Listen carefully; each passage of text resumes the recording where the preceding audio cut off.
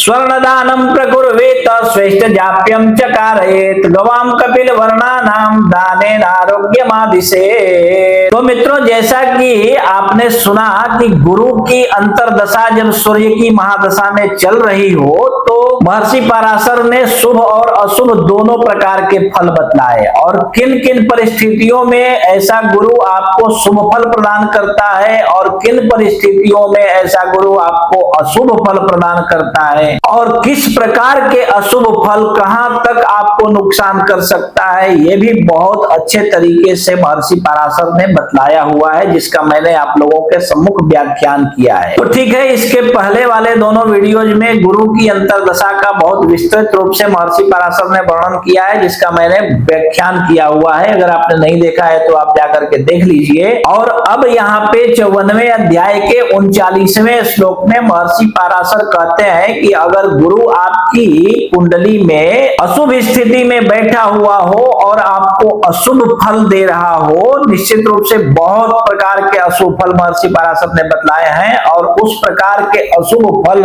ऐसा गुरु आपको दे रहा हो तो इसकी शांति के लिए उपाय बतलाते हैं कि गुरु अगर अशुभ फल दे रहा हो तो स्वर्ण दानम प्रकुर्वीत, सोने का दान कीजिए। आजकल स्वर्ण इतना महंगा हो गया है कि लोग सोने का नाम भी नहीं सुनना चाहते हैं, दान करने की तो बात बहुत दूर है। तो दूसरा उपाय बतलाते हैं कि श्रेष्ठ जाप्यम चकारयेत, अर्थात अपने इष्ट देव का जप कीजिए। अर्थात आप जिस देवता को भी, हमारे यहाँ सनातन धर्म में बहुत सारे देवी देवता हैं और सभी देवताओं की महिमा उसी प्रकार से लिखी गई है। जैसे देवी माता का आप पढ़ेंगे तो देवी ने ही सृष्टि की रचना की है, वही सबकी जन्मदात्री है, वही इस संसार की अधिष्ठात्री है। विष्णु पुराण या भागवत पढ़ेंगे तो भगवान राम, भगवान कृष्ण अर्थात भगवान विष्णु ही सर्वश्रेष्ठ है। शिव पुराण पढ़ेंगे तो भगवान शिव ही सर्वश्रेष्ठ है। ये बात केवल अपने इष्ट देव के अनुसार लिखा गया है, अर्थात जिन्होंने शिव को अपना इष्ट माना उन्होंने शिव को सबसे बड़ा बतलाया, जिन्होंने विष्णु को अपना इष्ट बनाया